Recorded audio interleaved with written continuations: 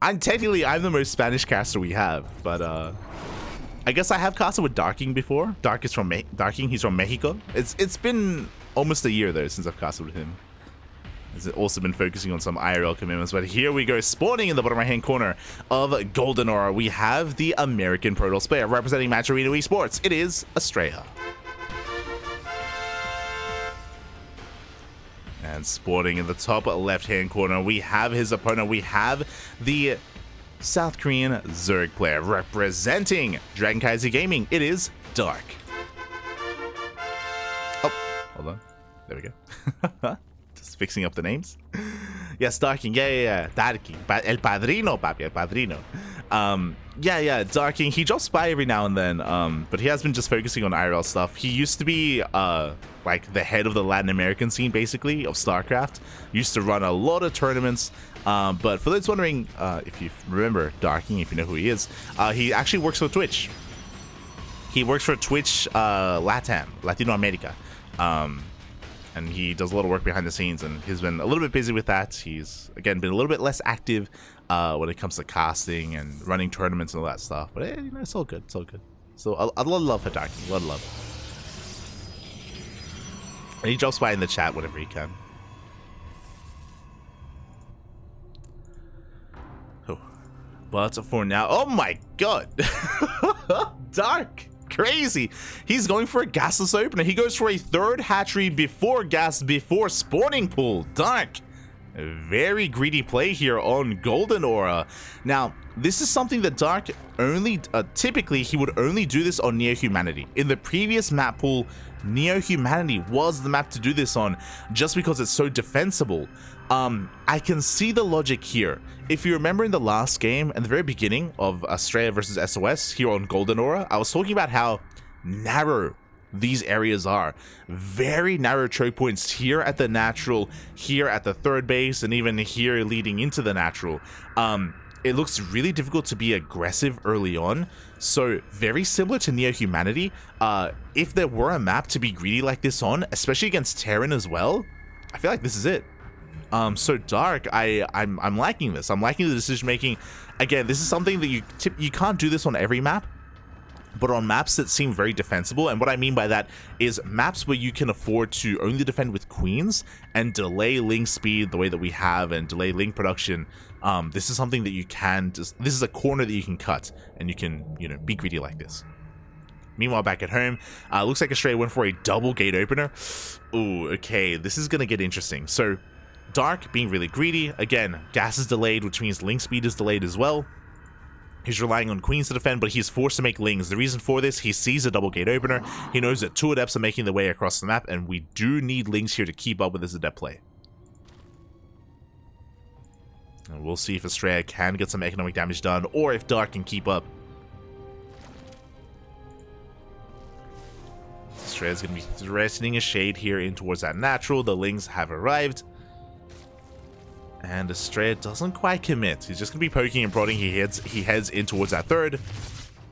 But last Dark, once again, in position with his queens. And the lings just have to keep up with the shades. And so far they are. Behind this Dark, going to be droning up. Meanwhile, back at home, Astrea, he does end up going for it. Oh my god! Okay, I mean, tit for tat. Astrea, before his tech, before Stargate, before a Twilight Council, before a Robo, he throws down a very fast third base. This is a very greedy third base to take for Astrea.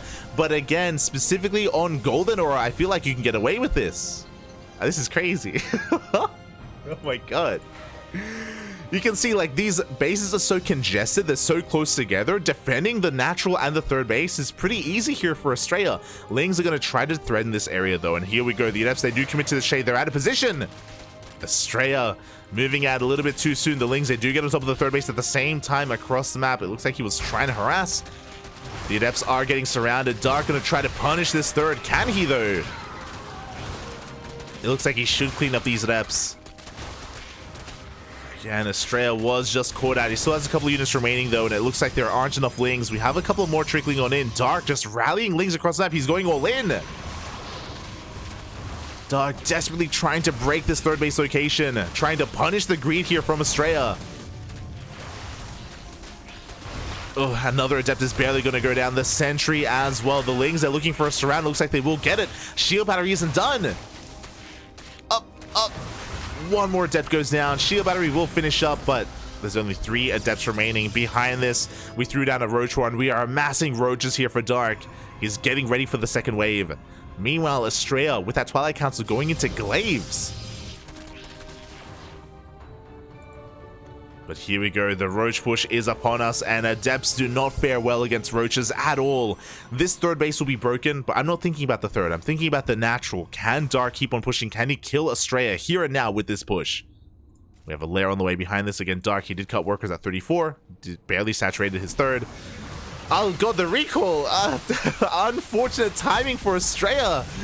The probes are going to be going down. It's a full wall off, so Astrea, he had to recall to actually saturate his base.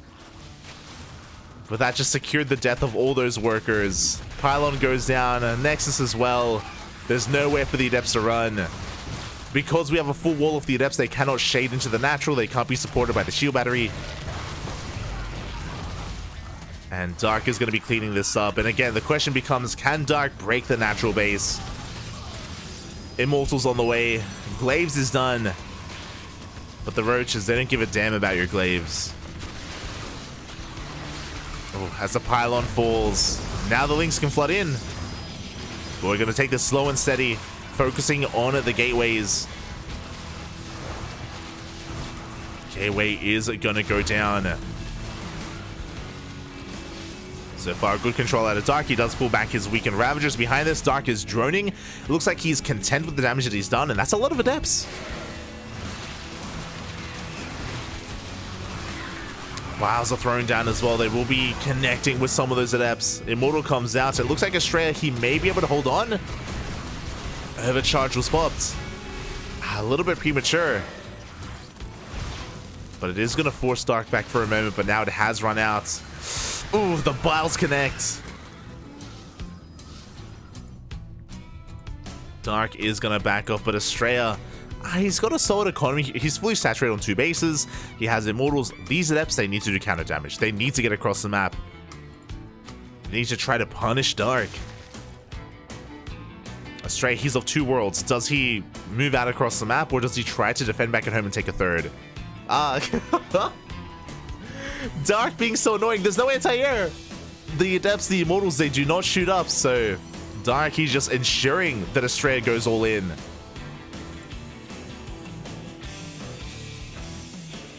As Astrea's moving out across the map, we have a War Prism to reinforce.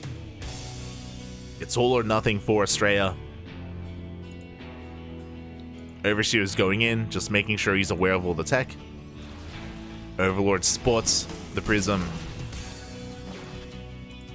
Here we go. Here comes the army. Back at home, Dark amassing a Ravager force, Lings, Spores as well, to deal with any DTs, any observers. Adepts, they don't quite commit to the shade.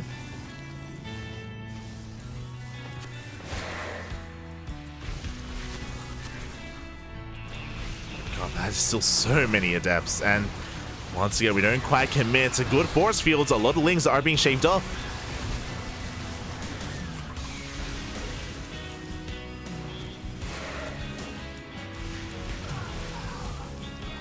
So a couple of Adepts do go down.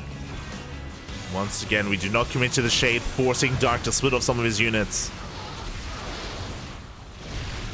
So Ravager also falls. Astrea gaining a little bit of ground here, but as time goes on, we have more Roaches coming out. Dark, he's amassing a massive army. We do commit to the shade. But the Biles connect, and these Adepts are all going to go down. At the same time, the Roach army gets on top of the Immortals. We crack this force, and Astrea, he has almost nothing left. GG gets called. And Dark takes game number 1. But that was a wild game 1. We had essentially Dark opening up with a really economic, really greedy opener, and Astrea saw it, and he tried to meet that greed. He tried to keep up with the greed of Dark. And honestly, it almost worked. Honestly, it did almost work for Astrea. What I will say, if you remember, everything started going wrong when Astrea moved out with his Adepts, and as soon as he moved out, the Lings moved in, and they were able to take control of the third base. They forced Astrea back home. Astrea, he was out of position. He was out of position with his move out of his adepts, which kind of led to the snowball effect, this domino effect of Dark just getting out of control and committing to his all-in. GG, well played.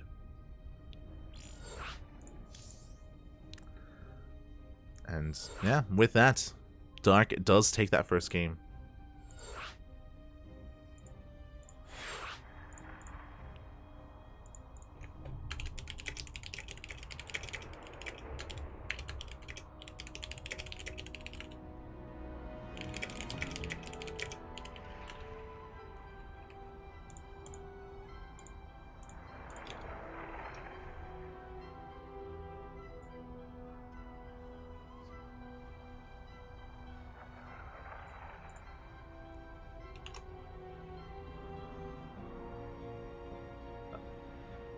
So we are getting ready here for our next game.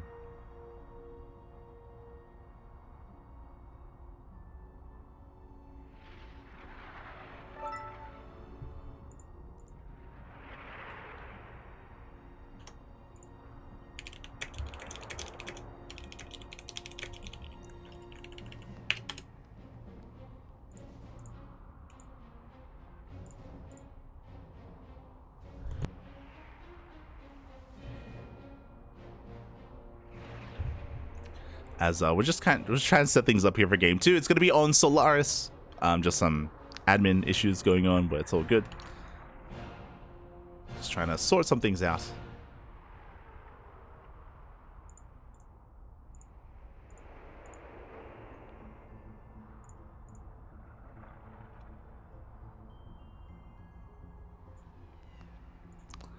So get ready for our next game. Oh. Catching up. Imagine Dark at the STV, calm down, calm down. You're all animals. Rowdy as well. Shaking my head. Recently it's been Kuro, Astrea, Yaku. Yeah, exactly. We used to have like a more diverse array of casters, but you know how it is, you know, real life commitments, they come into play, and we always do push for, you know, focus on your IRL stuff first, all that good stuff. Who are the others we used to cast with? Steel Mold, of course, Darking, Alex, used to cast with Alex back in the day. Yoda Slim, of course, Yoda Slim. Milk, I want to cast with Milk again. Milk. Milk, he's busy playing World of Warcraft. Shaking my head. He's playing Classic WoW, I think. Classic Wrath of the Lich King. God damn it, Milk. God damn it. But fun fact, if you follow Milk's Instagram, he has been he hopped on the trend of going for what is it, rock climbing gyms? He's been doing a lot of rock climbing. It's looking good. It's looking good. Shout out to Milk.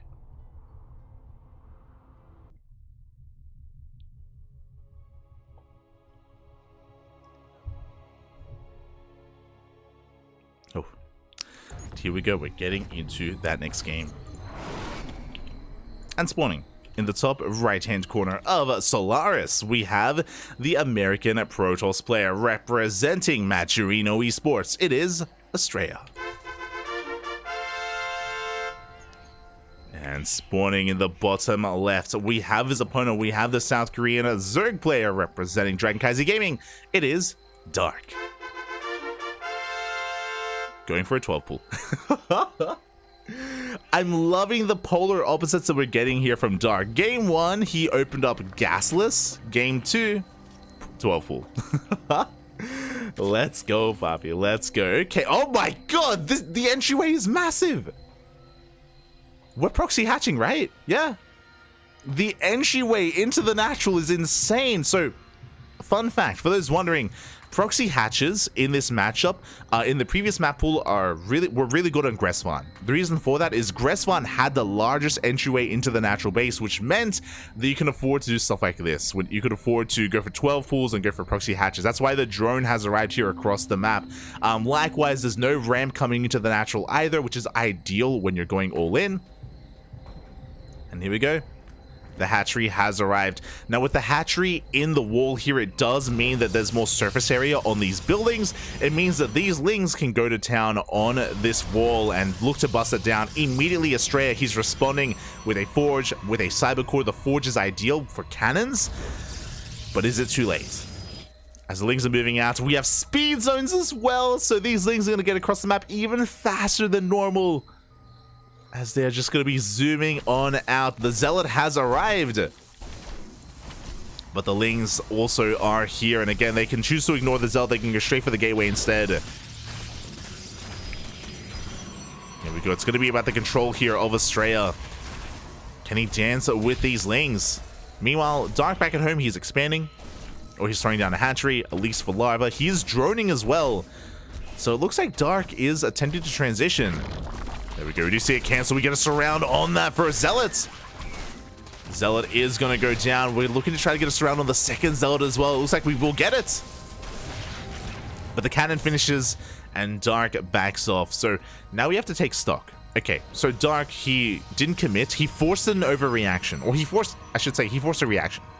Pretty comparable reaction here from Astrea. A big delay on the expansion. He threw down a forge, cannon, second pylon, delay on the second gateway, delay on the tech as well. So Astrea can't really threaten Dark too much. He's got an adept, and the adept has a lot of work to do. But outside of that, Astrea, he's a little bit behind where he would like to be. Likewise, so is Dark though, because he doesn't have a natural. He's double expanding to make up for that. No gases, no ling speed, one queen. This is just a really awkward game state. And I'm sure neither player is really comfortable. I say that.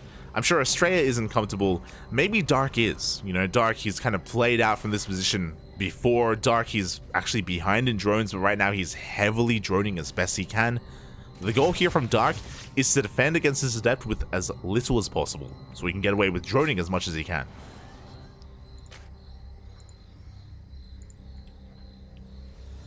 Oh, I love this. Gee, he's crazy, just like the last game. Astrea, before throwing down any of his tech, before having even a second gateway, he throws down a very fast third. But the difference is that this time, Dark can't punish it. No gas, no link speed, nothing, no roaches, no way for Dark to really be aggressive across the map. So I think this is a really smart way for Astrea to make up for his losses, to make up for his delay, and to just actually maintain his lead and get ahead. Meanwhile, the adept is going to be abusing how spread out Dark is. One drone goes down, a lot of lost mining time. Again, Dark having a really hard time defending his third base. Well, his third, his natural, and his main. Stalker comes out, good control again, no link speed, so Astrea, he can kite. He can kite for days. Adept does shade into the main base behind this, so making use of the forge, going for +1. Twilight Council's thrown down as a part of the wall as well. Should be for either blink or charge.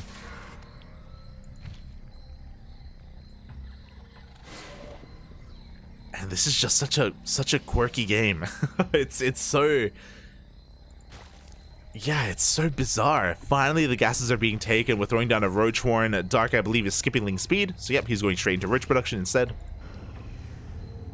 Again, because of the delay on these gases, it typically isn't worth going for link speed. Like, you need to be as efficient as possible and cut as many corners as you can. Meanwhile, Astrea is ahead economically. Like, this faster third base is huge, and Dark just now scouts it. He confirms with this ling. The base is already done.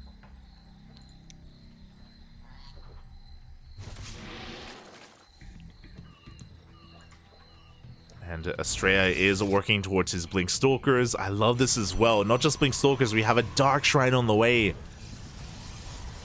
And again, Dark isn't really set up to defend against something like that. He's just droning. He's hyper fixated on just droning and saturating his bases. He's taking a fourth. Getting his Evo chambers. Trying to get into a better economic state.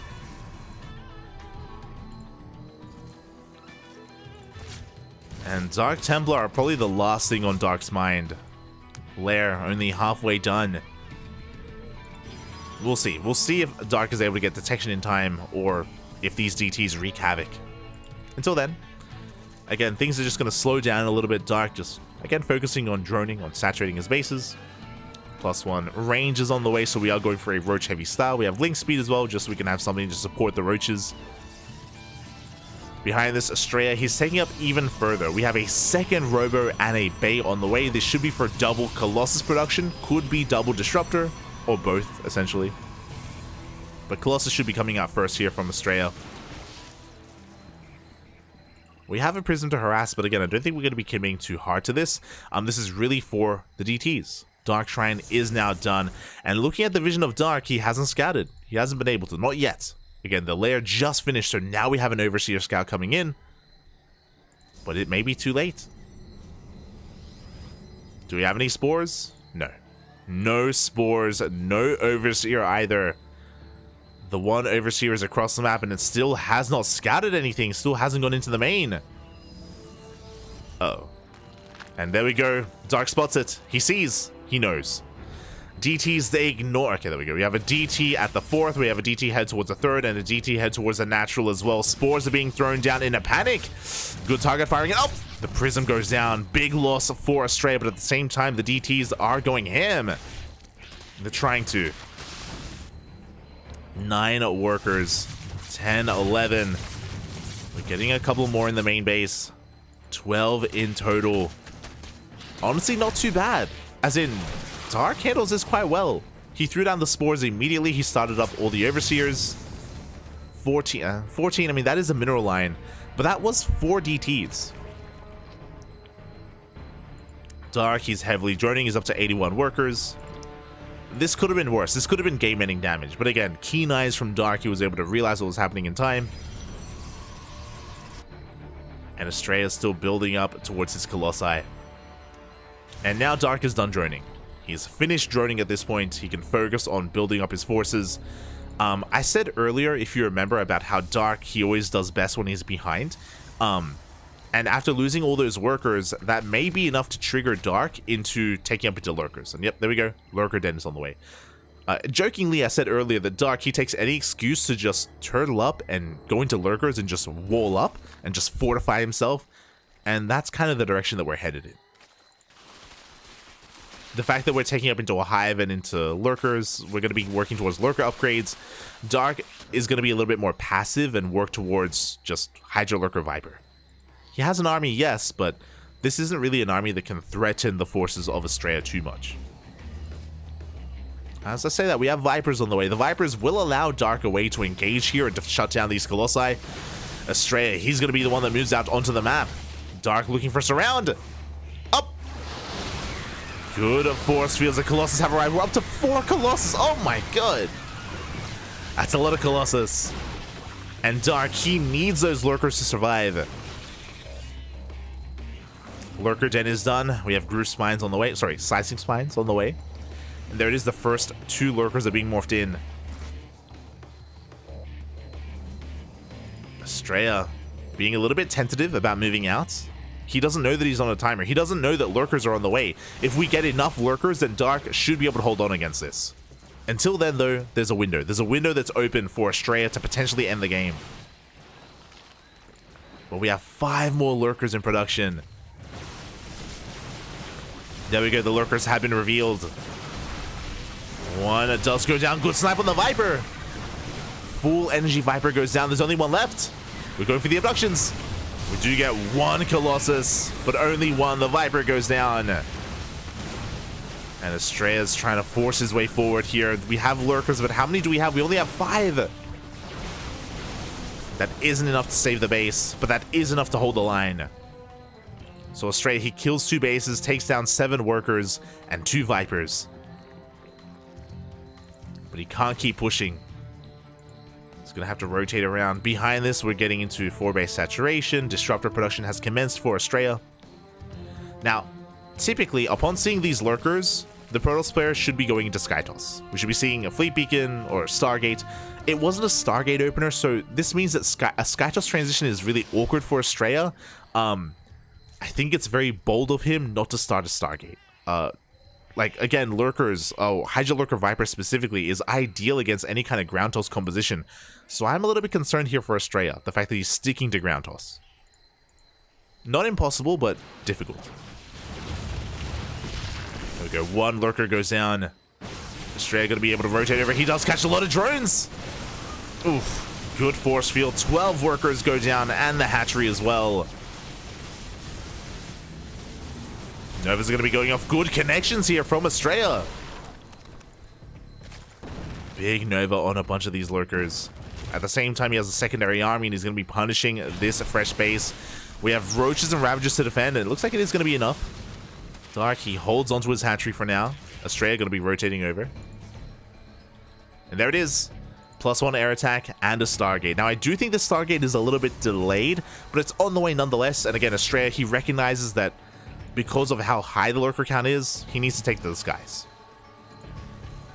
But again, because it wasn't a Stargate opener, it means that it takes a while to get into the Fleet Beacon. There it is. Fleet Beacon on the way, 3 more Stargates as well.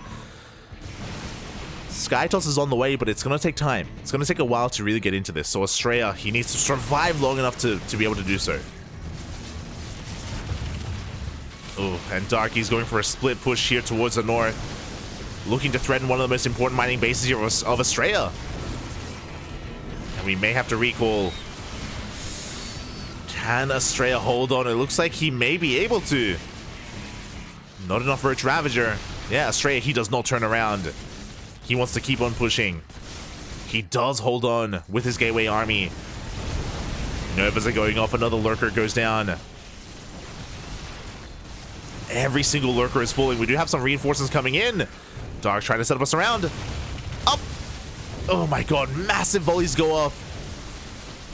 Disruptors are falling, and this is a rough recall as Astrea, he's losing far too many high-tech units. He lost 6 Disruptors and 2 Colossus in that attack. At the same time, he's punishing this northern base, but that was an expensive loss for Astrea. And I mentioned earlier that Astrea, he had to preserve his units so he could survive long enough to get into Skytoss. The first wave of carriers, they're on the way, but it may just be too late. Astrea, he may have just lost too much too quickly. And now Dark, he's going for a big counterattack. Yeah, the lurkers are in position. No Disruptors, no Colossus, no nothing here for Astrea. This base is going to go down, and Dark, he can just keep on pushing. Yeah, and Astrea, he just overextended one too many times. Was a little bit too cavalier with his push. The carriers are arriving, but he did end up losing his base.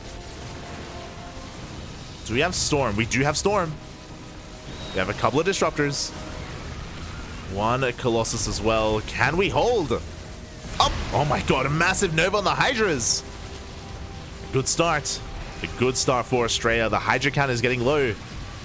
Without Hydras, there's no anti-air. Big Storm! Astrea, he's holding. He is holding on.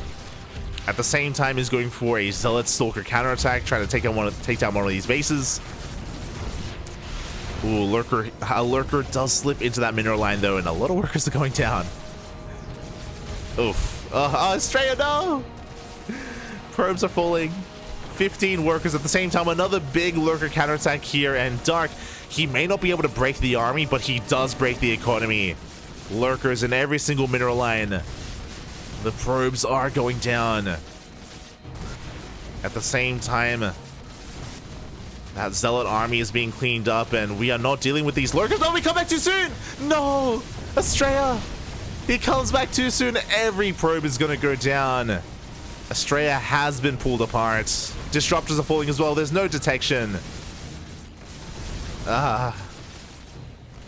Just a little bit too much chaos. Observers here, and finally we clean up one lurker towards the third base, but this fifth, this new fourth, it's there's no mining. The last Disruptor goes down. No, the Colossus! The Colossus goes down as well.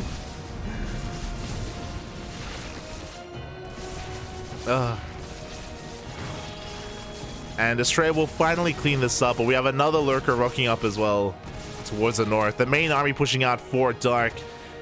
Typically you need Corruptors to deal with Skytoss, but just because of the crippled economy, Dark, he can pull off Hydra Lurker Viper. No Vipers though. We have Storms. Dark has to respect this. He snipes a base. He's trying to escape. Astrea, can he cut him off? Oh, he barely will miss the army. Dark does escape in time.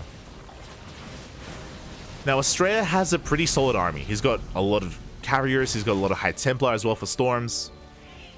Without a good lurker line, we could be in some trouble, but mate, we got queens, lurkers, infestors, vipers, everything you could ask for, other than corruptors. But this is enough to hold on. Astrea's all in. Oh, and he's forced to recall back home.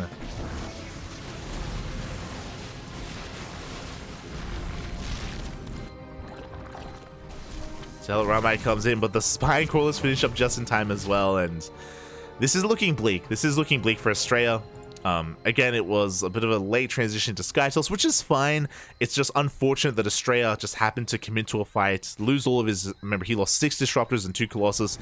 As soon as that happened, Dark counterattacked, and it snowballed out of control. He was able to take control of the economy, the mineral lines, cripple Astrea, and now Dark is about to max out. We have a Prism making its way into the main. Up. We have Microbial Shrouds. Let's go. We rarely get to see them, but they are thrown down, supporting the Queen, supporting the Hydras as well. Zella drop into the main is going to be distracting Dark for a moment. He's going to be sending his Hydras over to deal with it.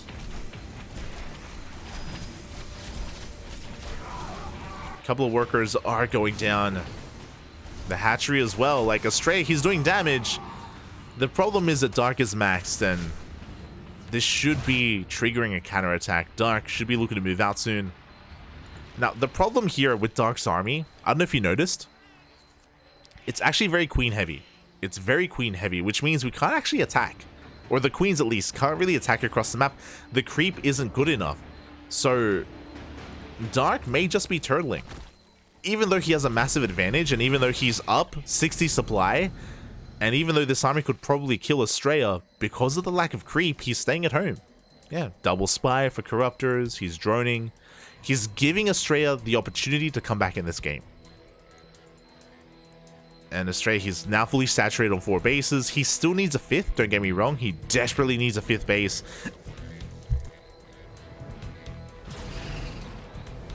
But this army from Astrea is looking pretty terrifying.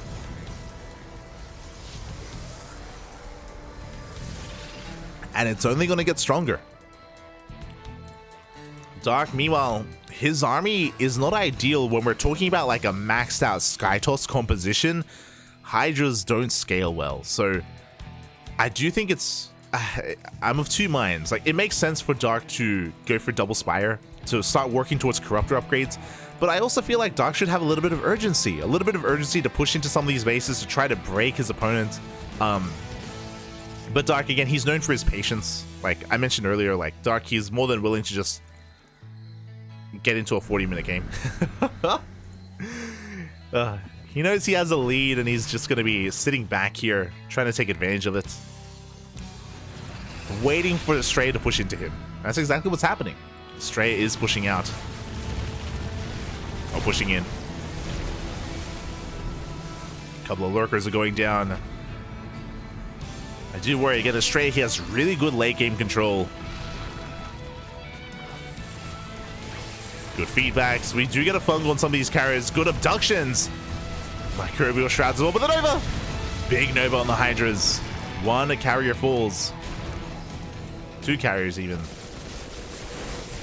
Once again, a good feedbacks, but oh, the High Templar get caught out. Dark has a bank, Astrea doesn't. So Dark, he can afford to lose a couple of units here and there. He's getting into more Hydras, more Infestors.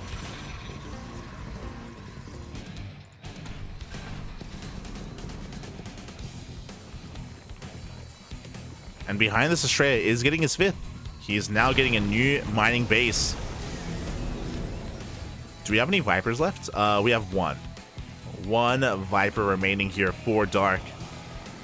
Without Vipers, he can't really chip away at this army. He has to wait for his opponent to push into him to try to land those fungals.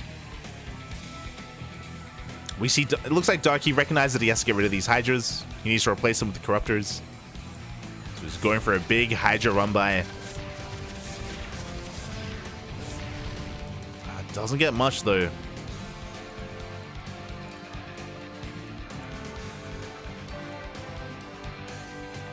Up, up. Bit of a back and forth. Hydra's trying to get on top of the High Templar, but there's Zealots here to support them. In Astrea, he's looking for a juicy storm. Dark doesn't give it to him.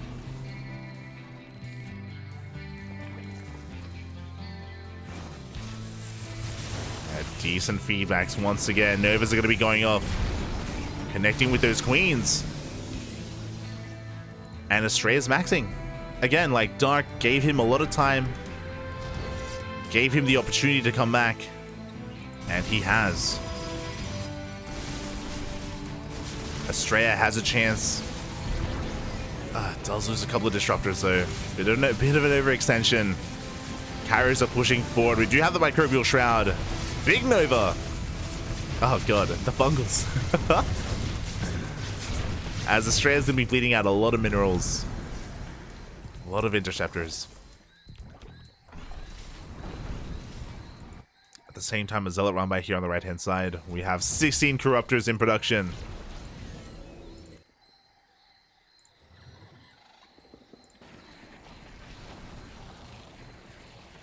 Ultra Cavern as well, to help support once we get into Corruptors.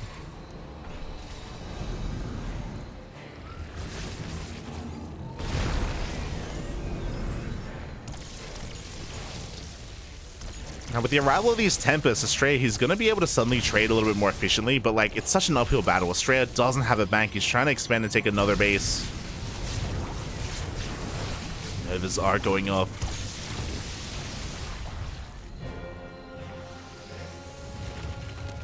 That's the other interesting thing, is that even though Dark has been settling here on these bases, he hasn't expanded in quite some time.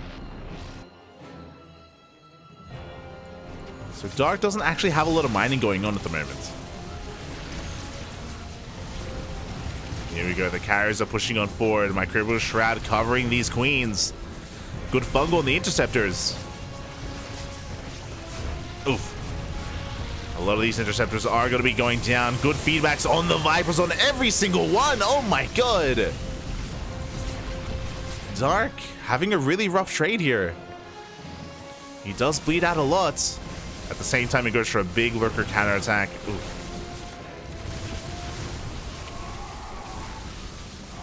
He is gaining ground. But Dark is burning through his gas bank. And again, I mentioned before, but Dark does not have the best economy. The High Templar. Jesus.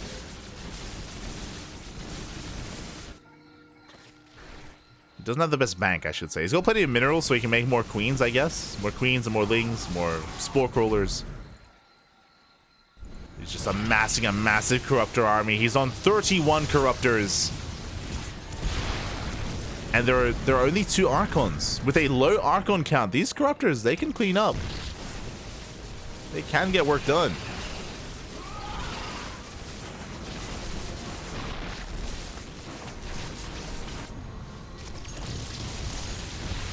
Meanwhile, the Lurkers are finally cleaned up. A really efficient trade out of Astrea, losing mainly Zealots, keeping his 2 High Templar alive. Now, I wonder if Astrea has pieced together just how many Corruptors there are, and again, I do... Whether it's Archons, whether it's Void Rays, we need more to support these Carriers and Tempests. Alone, they're very vulnerable to these Corruptors. As Dark is attempting to take another base. Gonna be going for a big Ling counterattack. He takes down the Disruptors, forces a recall.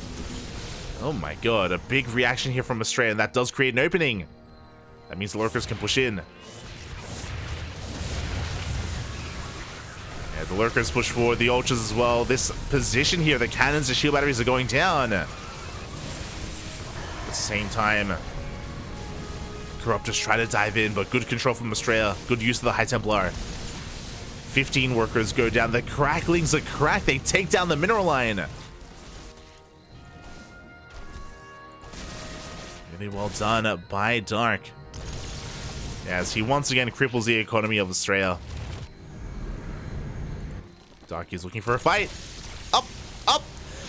Astrea getting caught out. The Archons are not in position. We do yoink one of those Tempest. Does go down at the same time. These northern bases have fallen. Astrea going to be focusing his attention here on these southern bases instead. I mean, this base isn't mining, so it makes sense. He's punishing or denying the fresh mining base here of Dark. Big fungal on the Void Rays. These Void Rays are meant to keep this army safe from these Corruptors, but that's just not happening. Storms are looking pretty good on those Corruptors. Astrea being forced back. Lost a lot of shields, but he keeps his Void Rays alive. But looking at the trade there again. Dark lost a lot of his Corruptors. They can run by doing what it can. But, you know that mineral bank that Dark once had? He's burning through it. He's making a lot of lings, trying to go for all these run-bys. In general, Dark, he has lost a lot of his bank. And Astrea has been trading very well. But he's not maxed out anymore. He doesn't have a good economy. He needs another base. And there we go. Another Nexus is thrown down.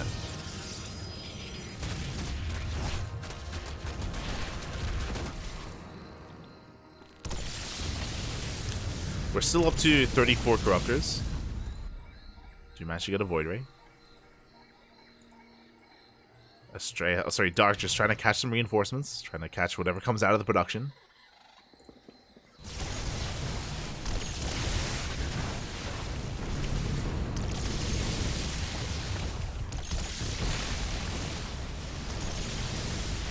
Here we go, good revelation on those lurkers. We do go for the Neural. Oh my god, we get a High Templar. So one Tempest goes down. At the same time, though, Dark did lose his hatchery.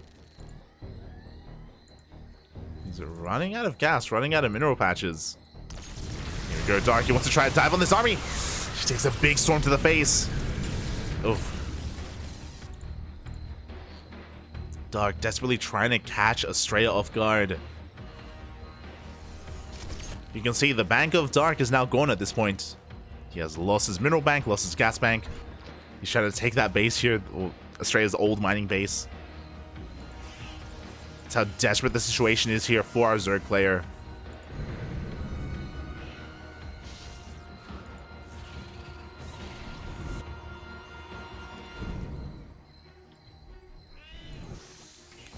We're running out of bases on the map. Again, this is a fresh base here towards the south, so it is going to be really important that Dark, if Dark is able to take this, like, he is still in this game. He's double expanding. Zealots do catch this. And how will Astrea deal with it?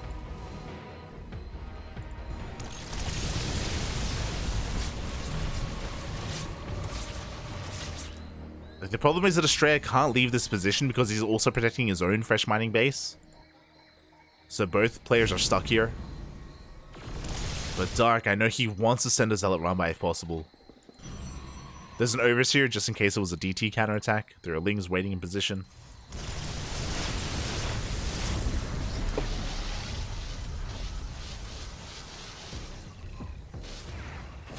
There we go, and as Astrea's being pulled over towards the right-hand side, we have Lings and Lurkers pushing in on the left. Dark trying to pull apart his opponents. We're coming in for some Neurals. Oh, not the best use of those Neurals, though. The Infestors go down, but the Corruptors, they dive on in. There are no more Archons, no more Storms. The Corruptors are going ham, taking down carrier after carrier, but at the same time, the Archons, they finish morphing. The Archons, they finish morphing in. The Corruptors are forced back. The Ultras go down. Astrea holds onto his base, but he loses another. 28 probes go down. Astrea's going to keep pushing. Now, Dark lost all of his spellcasters. He lost every one of his spellcasters. Which means these Tempests can go ham. There's no real answer to them. There's no Vipers, no Fungals.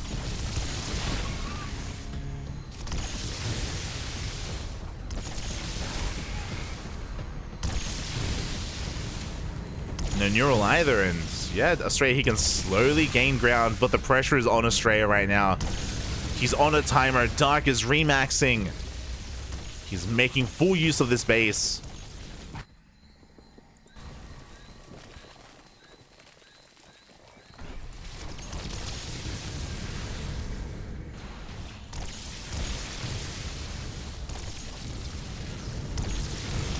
Yeah, we gotta go, Poppy. We gotta go. And we're slowly working through all the stack defense. Oh, but Dark, he does. Well, he has a massive army. He's pushing on forward. The Vipers have been rebuilt.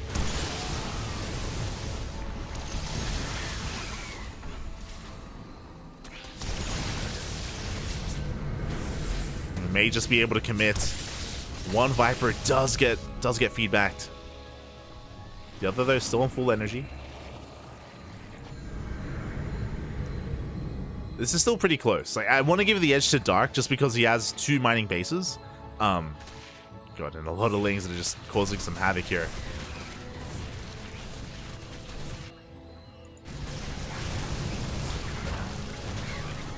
These are being shaved off, though. Corruptors, they tried to take advantage of the fact that the Void Rays are out of position, but the Archons are here to help support. Oh, and these Void Rays, they could keep pushing. Yeah, Dark, he recognizes that he's going to be maneuvering over with his Corruptors. They are 3-3. Oh, and the Void Rays, are they going to get caught out? Up. Oof. Barely due recall to safety.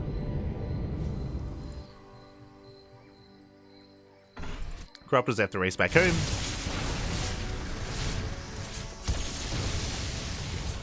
Tempest are pushing forward, and it looks like it's just a numbers game at this point. There's just too much supply for Astrea to keep up with. Yeah, the Void Rays are getting caught out. 2 Void Rays go down. Oracles as well. Astrea just bleeding out too much. At the same time, we have an Ultra Link counterattack. Attempting to break through.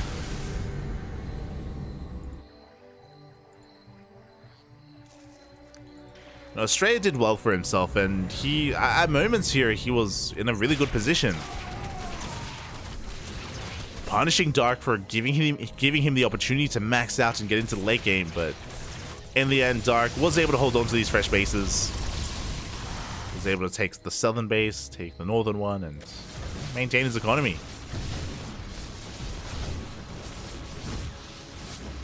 Astrea just can't keep up. More Void Rays are going down for free.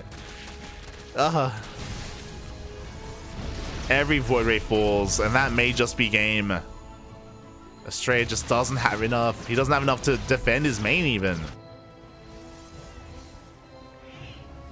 He's forced to turn back around. As he turns around, he exposes his northern bases. Next eye cancelled, and yeah, Astrea, he just cannot keep up. Not anymore. It's a valiant effort, though. Valiant effort here from Astrea.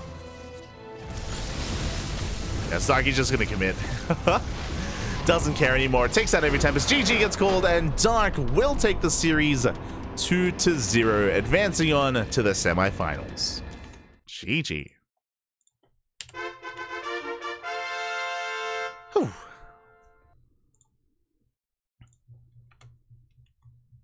GG, well played. Congratulations to Dark.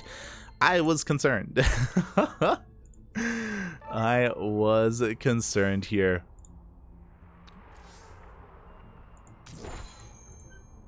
I was concerned regarding Dark maybe resting on his laurels a little bit and not being able to maybe being overcome by Astrea, but no, he, slow and steady wins the race here for Dark. He just, was able to slowly max out and get into the swing of things. Ooh, was able to maintain his position and eventually, of course, take these initial bases, deny the bases of Astrea, and show his late game prowess. GG, well played. That was a little bit dicey though. A little bit dicey, not gonna lie.